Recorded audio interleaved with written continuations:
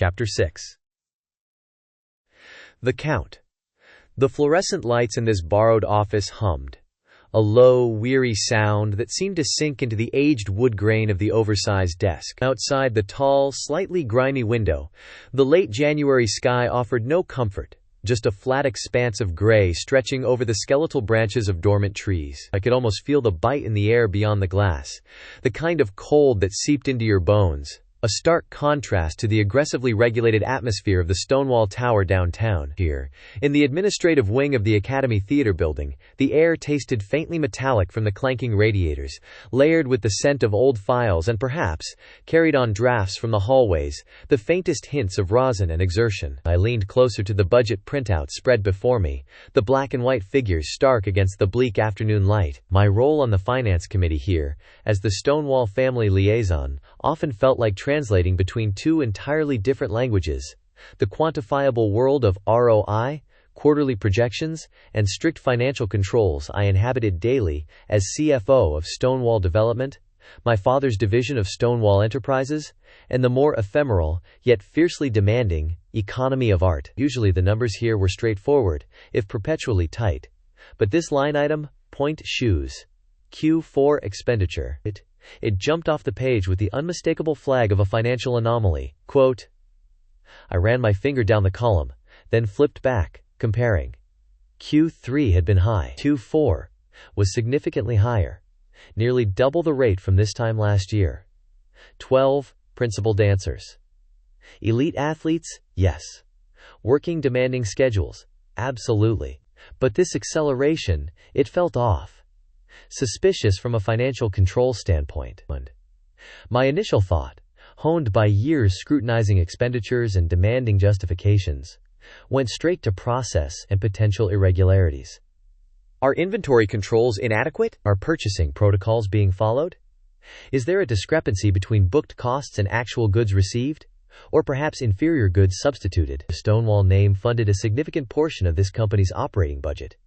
Ensuring that funding was used effectively, with rigorous financial oversight, was part of my responsibility, not just to the committee, but to my father, Charles Hayes Stonewall, president and COO of the division. He demanded diligence and absolute fiscal integrity, both in our core business and in the institutions receiving Stonewall patronage.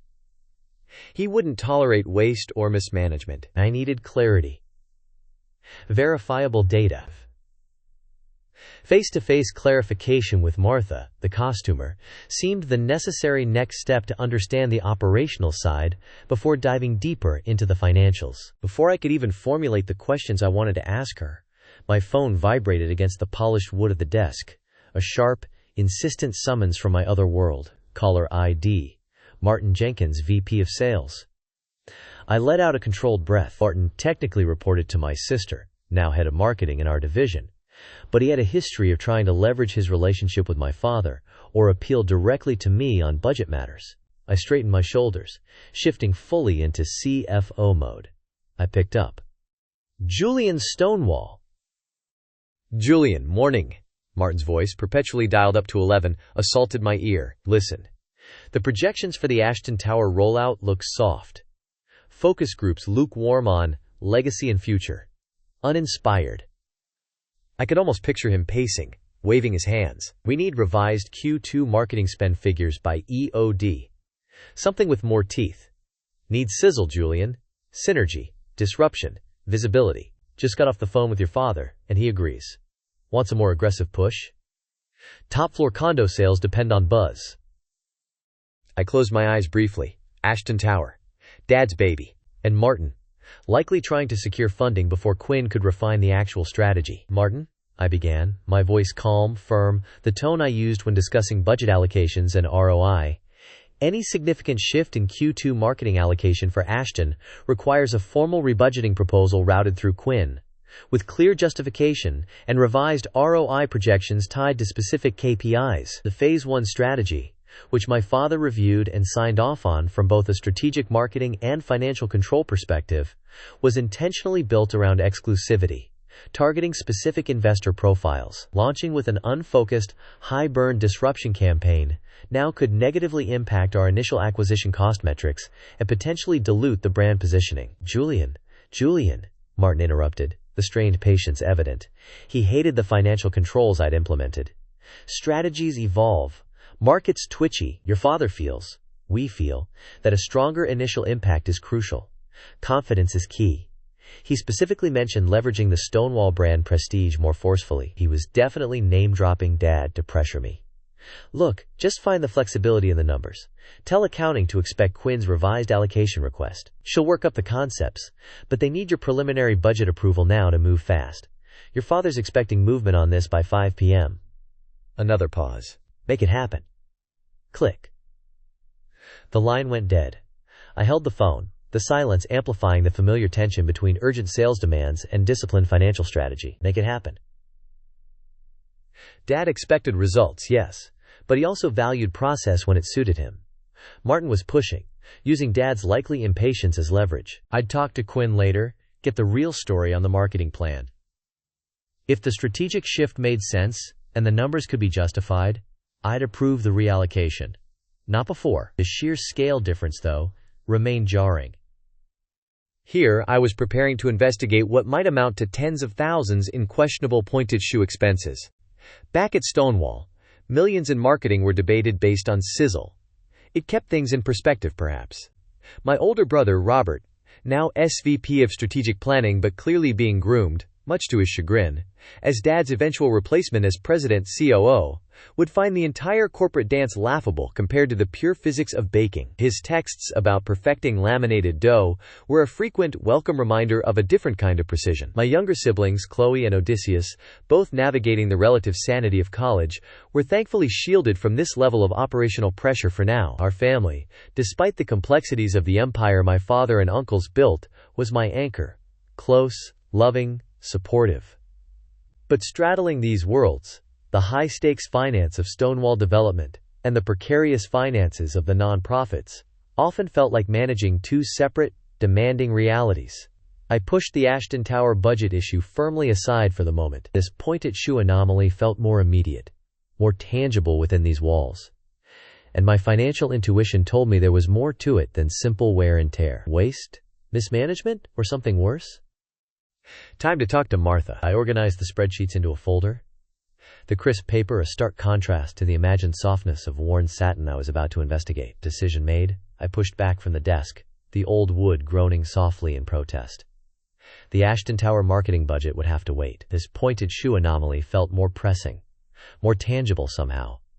And my role on the finance committee demanded I address it directly. I gathered the spreadsheets, the columns of figures feeling less like abstract data now and more like a puzzle needing careful disassembly. Leaving the relative quiet of the administrative office, I stepped into the main corridor. The air immediately felt cooler here, carrying the distinct sense of the building's true purpose. Rosin first, sharp and piney, then the underlying musk of exertion, that slightly acidic tang of old sweat clinging to wood and fabric, layered with the sharper notes of disinfectant from a cleaner's cart parked near the stairwell. Distant piano music ebbed and flowed, a complex Chopin nocturne this time, its melancholic beauty a strange counterpoint to the institutional feel of the hallway, with its scuffed linoleum floors and walls punctuated by utilitarian fire extinguishers and faded performance posters under flickering fluorescent tubes. I passed Studio B. Through its small observation window, I caught a glimpse of the junior company drilling intricate footwork at the bar, their young faces masks of intense concentration. Further down, the rhythmic counting of a ballet mistress echoed, and 5, 6, plie, 7, 8, stretch. A familiar cadence in these halls. The building itself seemed weary, showing its age despite the prestige of the company it housed. Paint peeled near a high-ceiling cornice. A faint watermark spread like a ghostly continent near a window frame that rattled faintly with each gust of the January wind outside, and the heating system offered more noise than consistent warmth, clanking erratically like an old engine. It struck me, not for the first time, how different this felt from the hermetically sealed, perpetually climate-controlled, glass and steel perfection of the Stonewall Tower. There, problems were usually abstract: market projections, brand perception, shareholder value. Here, Problems felt physical: worn floors, drafty windows, and, apparently, pointed shoes disintegrating at an alarming rate. I reached the heavy wooden door marked wardrobe and shoes, and pushed it open, stepping into Martha's domain. The change in atmosphere was immediate, warmer, thanks to a valiant electric space heater humming in the corner, casting flickering orange light onto overflowing bins of ribbons and elastic, but also denser.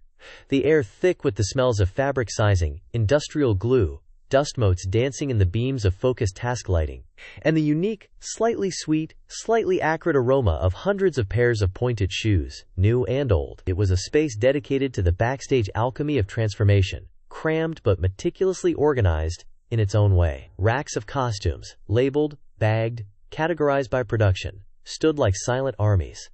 Bolts of fabric leaned against walls in colorful profusion, and dominating one entire wall, the shoe archives, shelf upon shelf of pale boxes, each a tiny potential vessel for artistry. Martha, the company's costumer for longer than I'd been alive probably, looked up from a large cutting table where she was pinning a paper pattern onto a swath of deep blue velvet. Her gray hair, usually scraped back into an uncompromising bun, had escaped in soft wisps around her temples, catching the light. She wore a thick, practical gray cardigan over her blouse, and reading glasses were perched on the end of her nose. She surveyed me over the top of them, her expression shifting from intense concentration to neutral inquiry, perhaps tinged with the slightest hint of, "What now?"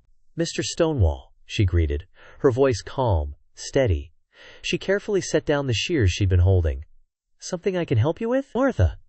I stepped further into the controlled chaos, letting the door click shut behind me, muffling the corridor sounds. I held up the spreadsheet folder, feeling slightly like an auditor, a role I didn't relish. "Sorry to disturb you. I'm following up on some budget items for the finance committee." I paused, choosing my words carefully. "I was looking specifically at the Pointe shoe expenditures again. The costs have risen quite steeply over the last 2 quarters, even accounting for the usual factors." I decided to frame it around process first. I need to understand the drivers better. Are the dancers adhering to recommended shoe care protocols, for instance? Is there anything we can do from that angle to maximize lifespan, especially now, during the leaner winter months? Martha's eyebrows, thin and arched, climbed her forehead. She took off her glasses, rubbing the bridge of her nose, a gesture that spoke volumes of ingrained weariness. "Shoe care protocols?" she repeated, the question hanging in the air, laced with something between bafflement and incredulity. She gestured around the room, encompassing the shelves, the repair pile, the sheer volume of her domain. "Mr. Stonewall, with all due respect, we're not talking about making hiking boots last an extra season. These are highly specialized tools under constant, incredible duress. Yes, the dancers care for them, darning platforms, sewing ribbons, shellacking boxes. They know their lives depend on it, quite literally sometimes, but maximizing lifespan beyond a certain point?" She gave a short, dry chuckle devoid of humor. "Physics is physics. Torque, impact, friction, sweat. They break down the paste, crack the shanks, soften the boxes. It's inevitable." Trying to pin rising costs on whether Mei Chen airs her shoes out properly after rehearsal? She shook her head, looking away for a moment as if collecting herself. Wear and tear doesn't take a winter holiday. Her defensiveness was immediate, protective of the dancers, I noted. Fair enough. I shifted my approach. I understand the physical demands, Martha. Believe me. I've seen the work they do. I gestured towards the shoe wall. But the rate of replacement seems to be accelerating, and inconsistently across dancers whose workloads appear comparable on paper. I opened my folder, finding the specific page. For example, looking at Q4 logs, Tomi Ivanov went through 18 pairs, Mei Chen 10, Young Jean Miller 15, and her usage nearly doubled from Q3. Can you help me reconcile those specific numbers? Is it purely down to individual technique or specific choreography assignments? Martha sighed, the sound softer this time, more resigned. She walked slowly over to the shoe wall, her movements economical, honed by years of practice. She scanned the labels, her expertise evident in the quick, decisive way she located specific boxes. All right, let's look. She pulled down a familiar pale pink box. Ivanov, size 5, XXX width, strong shank, customized box slightly tapered. She opened it, presenting a pristine shoe. Tommy lands like a force of nature, always has. She needs maximum support from the shank and platform, especially for jumps and heavy point work. She feels the floor intensely, needs that feedback. But the impact it kills, shanks faster than anyone else in the company. 18 pairs in a demanding quarter with new choreography? Honestly, that doesn't shock me for her if she's getting consistent quality. She put it back carefully and selected another pink box. Laurent. Size 4.5, XX, medium shank, standard box. She opened it. Mary is technically brilliant, lighter on her feet traditionally. But this season, the contemporary piece, it requires a different kind of attack, more grounded power. She's pushing harder, finding new strength. It's showing up in her shoe wear. 10 pairs? Still less than Tommy, but significantly more than last year for Makes. Understandable. Then she paused, her hand hovering over another section. Miller? Her expression tightened almost imperceptibly. She pulled down a beige box, plainer, the cardboard feeling thinner even from where I stood. Jean. Size 5, single X, but her foot is strengthening rapidly. Needs a harder shank than she used 6 months ago. Maybe a custom adjustment to the wing block for better metatarsal support. She opened the box, and the shoe inside looked less refined than the others. The satin seemed duller. This, she said, her voice flat, is what she's mostly been getting for the past 2 months. This brand. She handed it to me. I took it, comparing it mentally to the robust feel I imagined Ivanov's shoe possessed. I bent the shank. It yielded with a disconcerting softness, almost a buckling sensation. The box felt less rigid under my thumb. This feels different, I understated. Different, Martha agreed, her tone laced with irony. It's a cheaper substitute. The paste in the box is softer, compresses faster. The shank construction is less resilient. For a dancer like Miller, who is working on power and stability, dancing on this is like trying to balance on marshmallows. It offers virtually no reliable support after the first hour. She took the shoe back, turning it over in her hands. So, is she going through 15 pairs? Yes. Because these things likely collapse on her within 4 or 5 hours of real work. She comes back here, foot aching, needing another pair, and if all I have available in her size is this, she tapped the beige box sharply, then the cycle continues. It's not just inefficient, Mr. Stonewall. It's detrimental. It hinders her progress. It risks injury. Why the substitutes, Martha? I asked directly, focusing on the supply chain. Are the preferred brands unavailable? Is it a deliberate cost-saving measure ordered by management? Martha pressed her lips together for a moment, then walked back towards her cutting table, creating a little distance. Unavailable? Not usually. More expensive? Certainly. Harder to get purchase orders approved quickly and consistently? That seems to be the crux of it. She began tidying loose threads on the velvet bodice with exaggerated care, not meeting my eyes. Orders go up. They get reviewed somewhere. Sometimes they come back adjusted. Comparable substitute, authorized due to cost variance, is the usual phrase I see on the paperwork. Sometimes orders are just delayed. Pending final budget review. She sighed again, a sound heavy with long-term frustration. I had a custom order for Davis's inserts waiting 6 weeks for a signature last fall. 6 weeks? Are payments to the main suppliers current?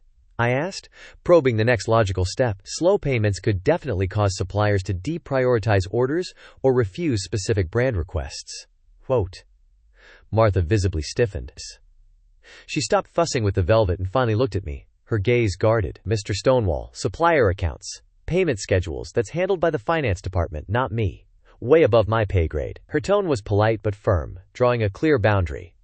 I submit the requisitions based on dancer needs and projected usage. I manage the inventory that actually arrives at this door.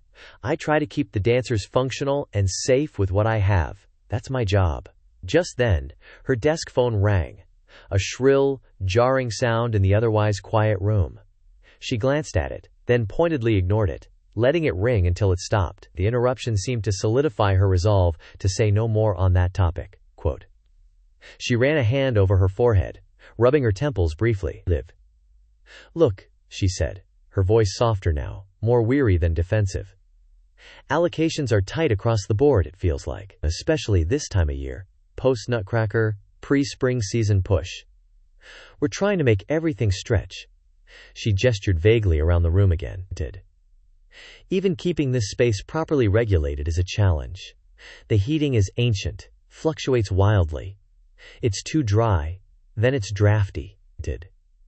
It affects the glue, affects fabric storage, makes the shoes dry out faster, or absorb damp differently.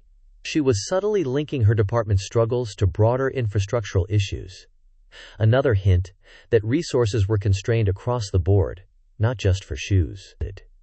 It's hard to maintain consistency in supplies, in environment, when the basics feel neglected.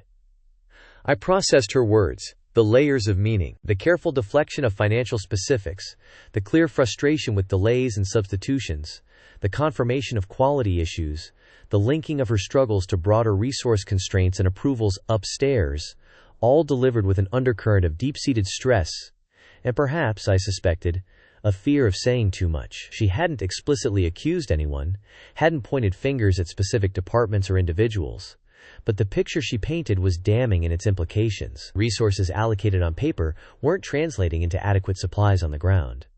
Quality was being compromised. Approvals were bottlenecked, and the dancers were bearing the brunt, dancing on potentially unsafe equipment. I realized I likely wouldn't get more direct information from her about the financial mechanisms. She'd given me the operational reality, the view from the trenches, laced with enough coded warnings to confirm my unease. Pushing her further felt unproductive, possibly even unkind given her obvious stress. Thank you, Martha, I said sincerely. I appreciate you taking the time to explain the complexities. Your insights are very helpful. She gave a slight, non-committal nod, already turning back to her velvet and patterns, her professional mask firmly back in place. Just trying to keep them dancing, Mr. Stonewall. That's all any of us are trying to do. I let the heavy door of the wardrobe department click shut behind me, the scent of glue and old fabric abruptly cut off, replaced once more by the cool, slightly musty air of the main corridor. Martha's words echoed in my head. Allocations approved upstairs. Cheaper substitutes. Trying to make it stretch. It wasn't the response of someone overseeing a budget flush enough to justify the numbers I held. It was the response of someone managing scarcity. Someone navigating obstacles thrown down from above. The image of that flimsy beige Pointe shoe, offered as a substitute for the real thing, stuck with me. My initial hypothesis about dancer carelessness felt not just wrong, but insulting now. I walked slowly towards the main rehearsal space, Studio A, the source of the piano music growing louder, clearer. The Chopin etude had given way to something more driving, percussive. Stravinsky, maybe? The building seemed to hold its breath between the bursts of music and the rhythmic landings that vibrated faintly underfoot. I passed another water stain on the ceiling, larger this time, brownish at the edges. Deferred maintenance. Again. It felt symbolic. Was the entire institution being allowed to fray around the edges while money flowed? On paper at least? Through specific, questionable channels? Reaching the tall double doors of Studio A, I paused, pushing one open just enough to slip inside without causing a disruption, finding an unobtrusive spot against the cool plaster wall near the entrance. The immediate shift in atmosphere was palpable. Heat radiated outwards from the center of the room, thick with the smell of physical exertion. Sweat, heated bodies, rosin dust catching the light, all layered over the faint, clean scent of the polished wood floor. Tall, arched windows lined one wall. Condensation painting foggy landscapes on the lower panes, blurring the stark gray January light and the skeletal trees outside into impressionistic washes. Mirrors lined the opposite wall, reflecting the cavernous space, the high ceilings, and the disciplined, focused energy of the dancers arranged across the floor. Madame Farrell, the company's formidable ballet mistress, stood near the front, her posture ramrod straight, her sharp eyes missing nothing. The accompanist, a man whose concentration seemed directed entirely at the keyboard and the dancers' movements, coaxed a demanding rhythm from the beautiful old Steinway Grand parked in the corner. The dancers were in the middle of a complex combination, clearly demanding both technical precision and explosive power. I let my gaze sweep across them, forcing myself to observe not just as a budget analyst, but as an appreciator of the form, something I'd gained from years of attending performances, initially as a Stonewall family obligation, later out of genuine admiration. Ivanov was, as Martha suggested, attacking the movement. Every extension felt pushed to its absolute limit, Every jump landed with a controlled force that seemed to challenge gravity. Her intensity was magnetic, but I could see, even from here, the sheer physical cost. The tightening of her jaw on a particularly difficult balance, the fierce concentration needed to maintain control through a rapid series of turns that ended in a deep, shuddering plie. Her shoes, even the good ones, must take an incredible beating. Then Chen, moving through the same sequence with a different quality, more fluid perhaps but no less powerful. Where Ivanov conquered space, Chen seemed to slice through it, her lines impossibly clean, her movements imbued with a deceptive lightness that concealed immense core strength. Yet, watching her navigate a series of quick direction changes on Pointe, I noticed a subtle flicker, a micro-adjustment in her ankle as she landed. Almost imperceptible. Was she feeling the floor too acutely? Was the support from her shoe less reliable than it should be? Martha's words about inconsistent quality echoed in my mind. My eyes scanned the others. Davis, elegant and precise, partnering one of the younger women, his movements seemingly effortless. Yet the strain showed in the taut muscles of his neck, the sheen of sweat on his brow. And young Miller.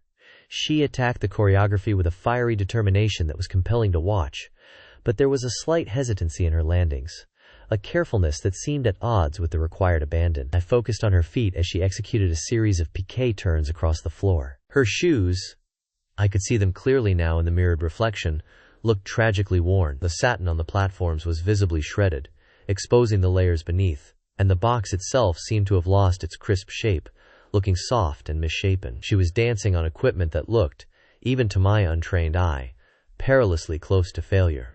How could she possibly build the strength and confidence needed for principal roles dancing on those? Quote.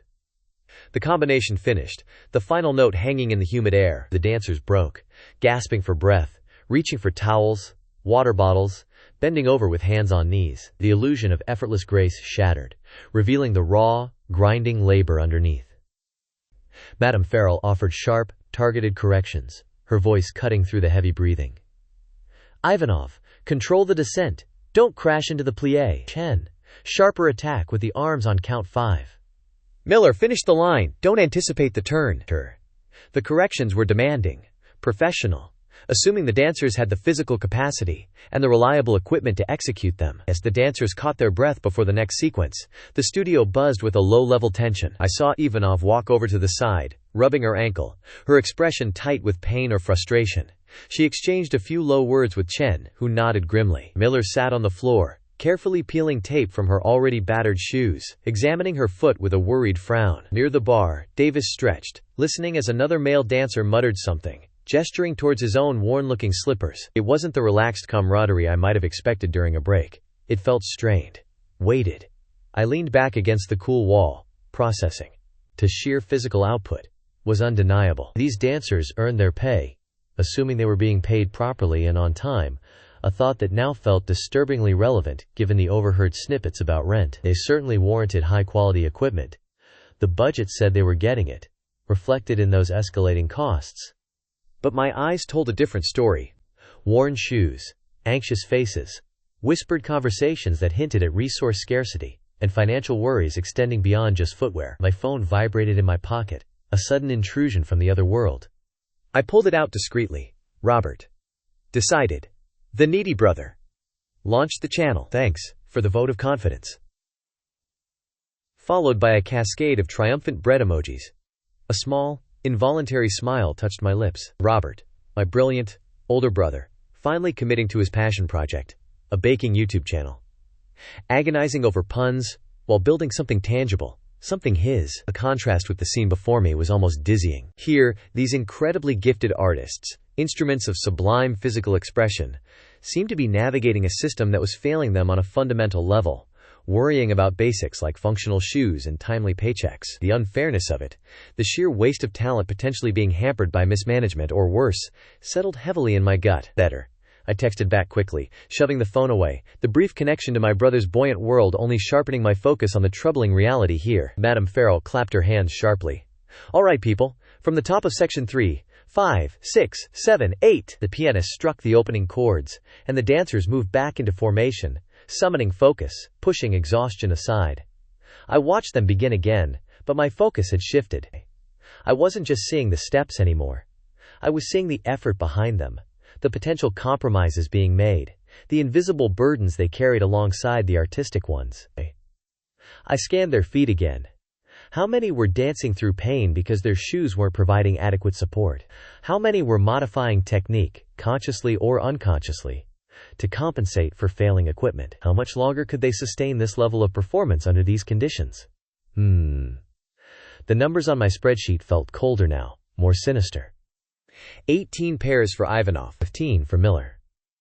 High costs logged. Yet the evidence before me suggested scarcity, substitution, making do. Where was the money going? If the company was paying premium prices, reflected in that budget line, but the dancers were receiving inconsistent or inferior products, who was pocketing the difference? Was it happening at the supplier level? Unlikely they'd risk a major client relationship that way. Was it within the company's finance or purchasing department? Someone manipulating orders? Approving payments for goods never fully received or intentionally downgraded? Quote, the thought was deeply unpleasant. Corruption felt like such an ugly word, ill-suited to this world of perceived beauty and artistic dedication. The Stonewall name, my family's name, was associated with this company through years of significant financial support. The idea that those funds, intended to support the art and the artists, might be leaking away, siphoned off through some grubby scheme involving Pointe shoe requisitions. It was offensive. It demanded investigation, not just as a committee member fulfilling fiduciary duty, but on principle. I stayed for another 15 minutes, watching another grueling combination, observing the same patterns.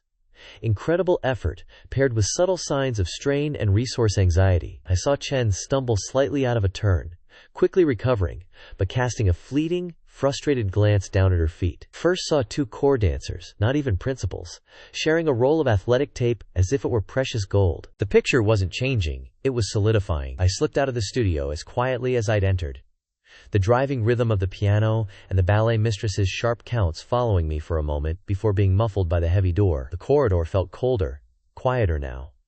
The gray light outside the high windows was definitely failing, the afternoon surrendering to the early onset of a late January evening. Snowflakes drifted past the glass, thicker now, creating a soft, silent curtain against the world outside. My initial objective, identify dancer waste, recommend efficiency controls, seemed laughably naive.